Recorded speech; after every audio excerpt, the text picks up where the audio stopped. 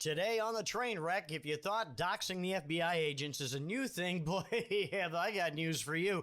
Things that happen, stupid polls are stupid, and more assorted fuckery. Hey, you sick, twisted freaks, you're listening to Roley. Sorry about that.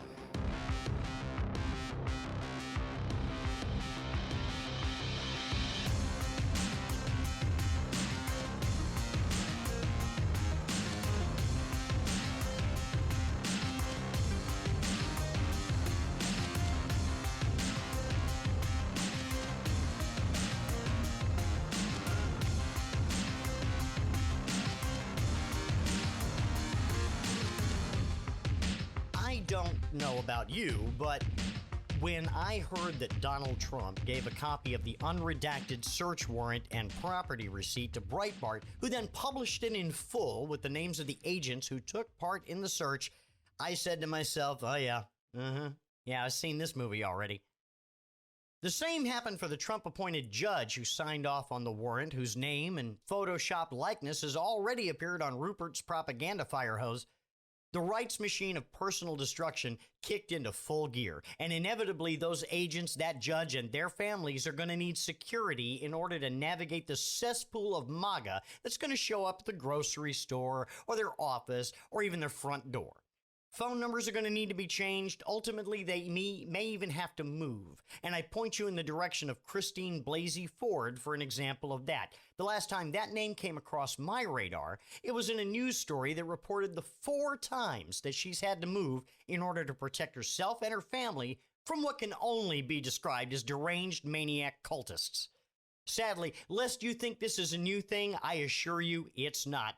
The use of fear and intimidation by the right has been there for a long, long time. While I'm sure there are many examples from before this, I'm going to use Graham Frost as the earliest example that I can remember. You might not remember the name Graham Frost, but he was a 12-year-old boy who gave the weekly Democratic Party radio address on September 28, 2007. Graham was in a car accident that fractured his cranium and injured his brainstem, and he received treatment for those injuries under the State Children's Health Insurance Program, also known as S-CHIP. Frost said in the address that if it weren't for S-CHIP, he wouldn't be here. Now, George W. Bush vetoed expanding the S-CHIP program in the following month, October of 2007, but not before the Frost family became a target and the GOP intimidation machine went after them. One particularly unhinged member of the right-wing media compost pile, Michelle Malkin, went so far as to go to the father's place of work and buy their row house in Baltimore. She also posted their address on her blog. Now, at the time, she was one of the more predominant right-wing columnists and bloggers out there with thousands, maybe even tens of thousands of readers, any one of which could, have just decided to drop by. Once all the misinformation had been debunked, the right just moves on, indifferent to the damage they caused. And just to make the past a bit more prologue, recently, when I heard politicians and pundits say that the story about the 10-year-old girl from Ohio who traveled to Indiana to receive an abortion had to be a lie, I didn't see that as them calling bullshit. Instead, I saw that as a fishing expedition. Right now, the doctor is certainly receiving a barrage of threats, but I want you to make no mistake that if someone identified that child and made it public, there would be people outside that child's home before you could say Jesus loves you. Now, of course, I have to bring up the name of George Tiller and countless other doctors who have provided abortion services, who've had their names and addresses made public, clearly with the intention of intimidating them and causing them harm. Tiller, as you might remember, was shot to death at his church on Sunday during services. And I want to be as clear as I can here. Whether you agree with S-CHIP or the Frosts or Malkin or Tiller or some side I haven't covered yet, we need to call these actions what they are. Stochastic terrorism. The continual demonization of a person or group of people so that it's statistically more likely that they will be the victims of violence. And to be even clearer about this, only one side's doing it, and they need to be called out for it. They need to be held accountable for it. And they need to be sent to prison for it.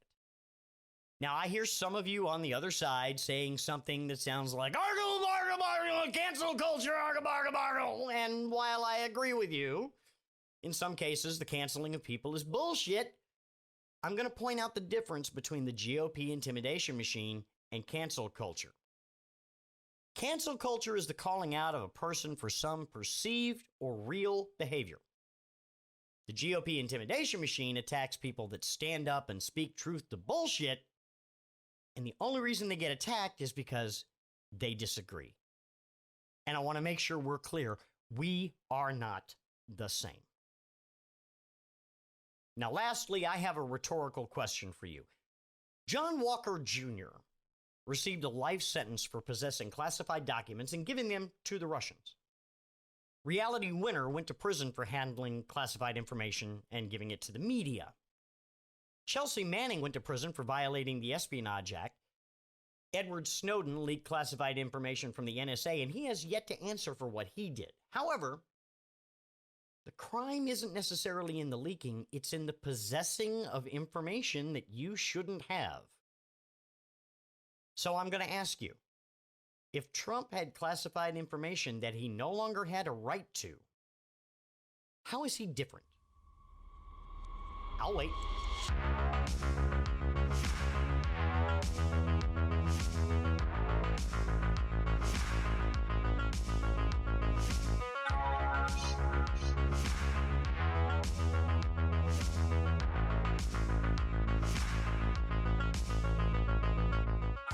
And you know what? For more information about this, I'm going to link you to retired U.S. military intelligence officer Jim Wright, otherwise known as Stonekettle. In his website, Stonekettle Station, he wrote a great essay about what kind of intelligence Trump might have had, why it's a problem, and where this might go. I'll put a link in the show notes, but stonekettle.com. It's the most recent essay. It's called Loose Lips Sink Ships. Try saying that 3 times fast. You're listening to Roley.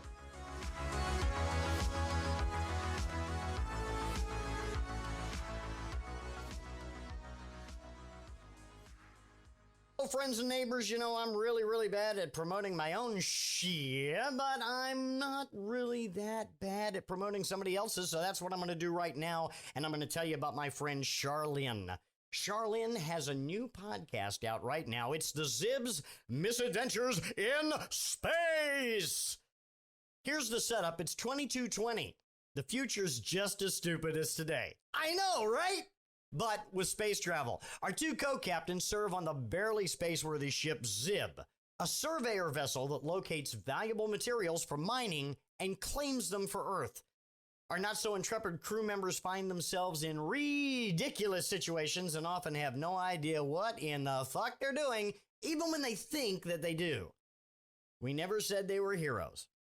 Please go over to anchor.fm/Zib Misadventures. That's Z as in Zed, IB as in boy, Misadventures. Zib Misadventures. Anchor.fm/Zib Misadventures. You will be glad that you did. Please like it, share it, review it. Whatever you need to do, whatever flips your switch.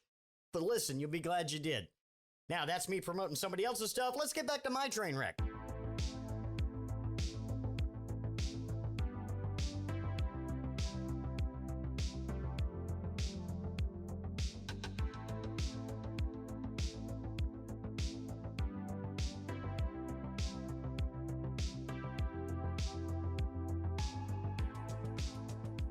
So I've decided to call this next segment, So That Happened. This is a couple of items, maybe 2 or 3 items that caught my eye in the news in the past week, and there might possibly be some snark there. Of course there's going to be snark, it's me. So the first one again is from, Mango Mussolini, and he just, I don't think he can keep track of what lie he said when, but this is the latest one. He said, "Oh great, I'm not even going to do I can't. I'm sorry. I can't do it. I can't do the impression. I want to. I can't. Oh, great. It's just been learned that the FBI, in its now famous raid of Mar-a-Lago, took boxes of privileged attorney-client material and also executive privilege material, which they knowingly should not have taken. By copy of this Truth, because he put it on Truth Social. Truth Social. I respectfully request that these documents be immediately returned to the location from which they were taken. Thank you. First of all, he didn't write that, okay? Because, I respectfully request bullshit. That said, I have two questions. One, do you have a list? If you want certain docs back, then you got to have a list, right? Or the lawyers do. Actually, I can't say that with a straight face either. Jesus. The lawyers. Ha! Second question, are the taxes in there? Hey, are the taxes? Because, if so, you'll get them back eventually. Now, of course, on Sunday, there was supposed to be a huge protest in front of the FBI headquarters in D.C. That's great. All of the MAGA folks out in front of the headquarters of one of the largest law enforcement organizations in the world in the middle of a city that's probably ready for all the chucklefucks to show up and protest the tyrannic... Yeah, no, nobody shut up. A rare moment of lucidity over there in cult land. Maybe being in front of the FBI building isn't good for your health. A broken clock, man, right? Finally, Beto. I am not even going to front. I love me some Beto. That man is the closest thing we're ever going to see to a New Age Kennedy in our lifetime, and I want him to run for president. I will literally throw him all the monies. All of it. So here's the setup. Beto's driving through Texas and having a marathon of town meetings throughout Texas for like 49 days or something. Now, I don't know where this took place, but let me set this up for you. Beto's talking about the Uvalde shootings. Somebody in the crowd with Abbott gear laughs, and let me tell you, Beto is a whole ass mood. I'm going to make sure that now 11 weeks since we lost 19 kids and their 2 teachers shot to death with a weapon originally designed for use in combat, legally purchased by an 18-year-old who did not try to obtain one when he was 16 or 17, but followed the law that's on the books, ladies and gentlemen, that says that you can buy not one, you can buy 2 or more if you want to, AR-15s, hundreds of rounds of ammunition, and take that weapon that was originally designed for use on the battlefields in Vietnam to penetrate an enemy soldier's helmet at 500 feet and knock him down dead, up against kids at 5 feet. It may be funny to you, motherfucker, but it's not funny to me, okay? And let me tell you something there, homies. If you are more pissed that Beto called somebody a motherfucker than you are the fact that kids got shot, check yourself. So that happened.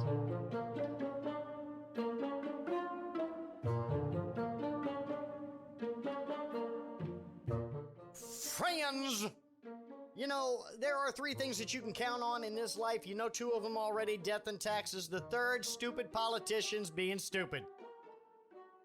First up, there's 2 or 3 items of stupid politicians are stupid. First up, Marjorie the walking pipe bomb. So here, Marjorie Taylor Greene believes that generating electricity from wind turbines and solar panels are going to result in the loss of air conditioning and home appliances and some other things that I'm just not really sure what the fuck. Ladies and gentlemen,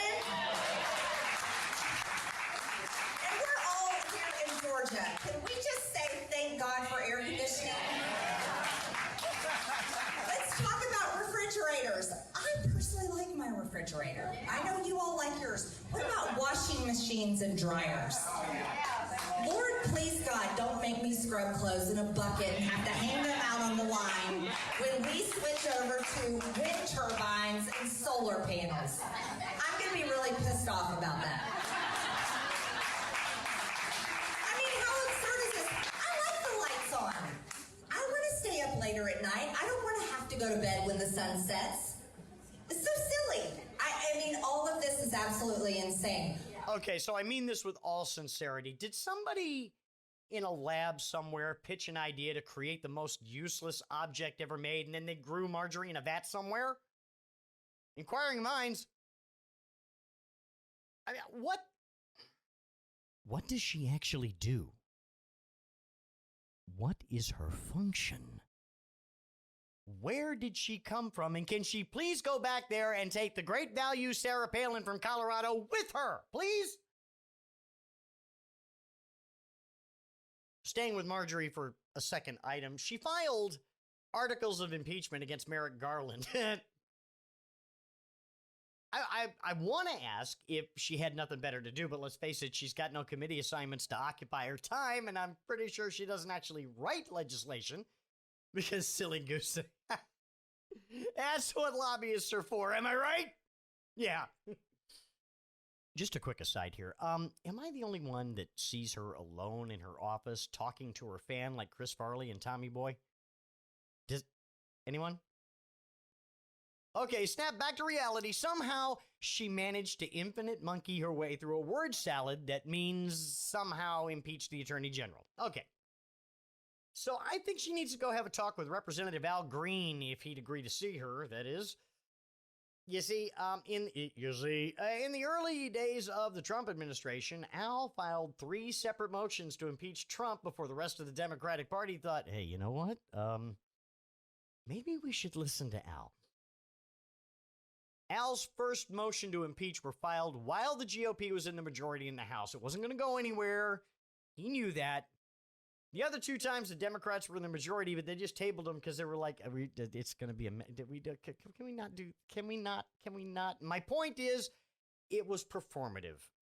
It's just playing to the crowd, preaching to the choir, until, of course, Trump actually did something stupid, which was worthy of impeachment twice. Nobody, and I mean nobody, is going to give Marjorie's bill the time of day, and she knows that. Possibly. Lastly, the distinguished fake eye doctor from Kentuckistan, Rand the insufficiently kicked, he'd like to repeal the Espionage Act. It's from a tweet. The Espionage Act was abused from the beginning to jail dissenters of World War I. It's long past time to repeal this egregious affront to the First Amendment. Yeah, the memory hole ain't that deep, Chuckles. You know what else is an egregious affront to the First Amendment?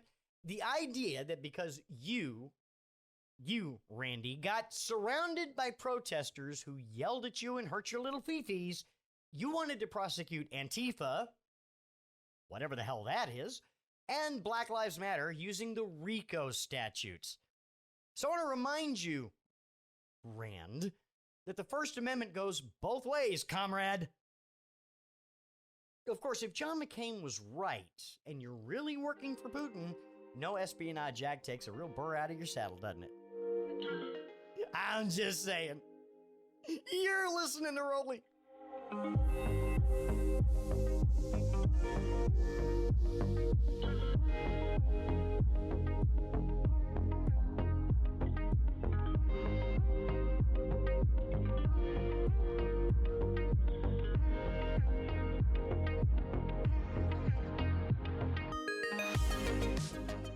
So, you know, one of the things the podcast gurus always say is that you need to have some kind of call to action. To which I say, hey, look, if you listen and you like the show, just share it with somebody.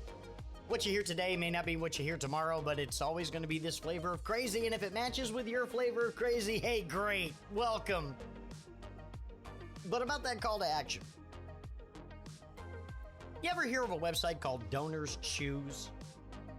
This is a website where you can help teachers that need your help to fund things that they need. And I will tell you, I'd be nowhere without 2 very special teachers in my life.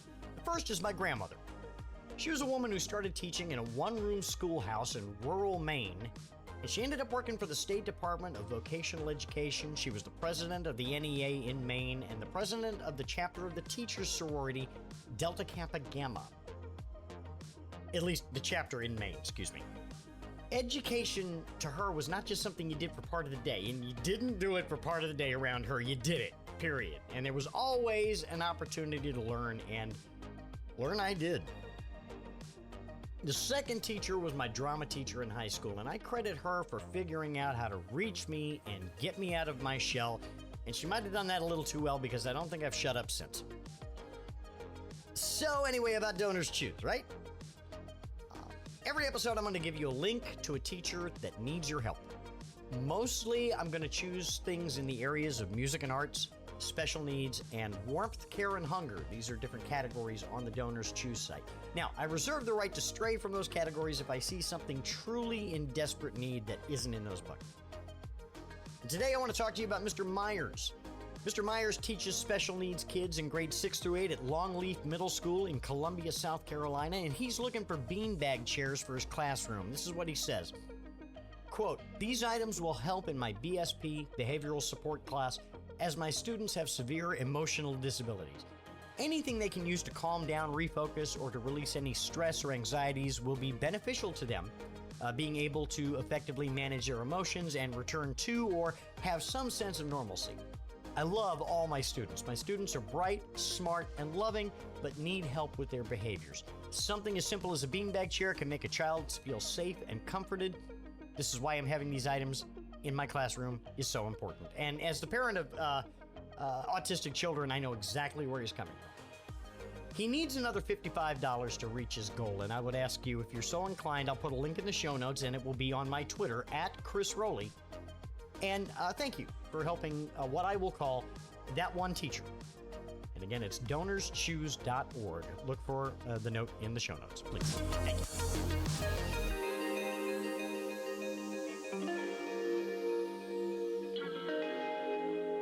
So, anyway, that's... I have a question. Of course you do. So, Well, go ahead, spit it out. well, what the hell is this? What? I might ask that same question. Okay, well, look, it all started when I had to throw 3 episodes out because the sound was shit, so I had a blank slate. Kind of like you, Al. Okay, hey, wait. Well played, thanks. So I had a week or so to figure out what I wanted to do, and what I came upon was this. Because, okay, for 2 reasons. First, I'm angry, and I think we should be angry. I'm watching people who are clearly not our best and brightest engaged in a pissing contest at our expense, and then you got a group of people who want to take away people's human rights. And I'm not going to be quiet about that. I don't think anybody should be. And finally, like every other fucking podcaster in the world, you got a stupid opinion like everybody else. Exactly. Okay, so where does that leave us? I don't understand the question. I mean, we still got a job? Of course you have a job. I wouldn't feel right if I didn't have the opportunity to, smack you upside the noggin at least once an episode. Oh, gee, thanks. Nothing to it. That's what she get. You didn't see that coming? What, apart from the dialogue? And scene. Yeah. Okay.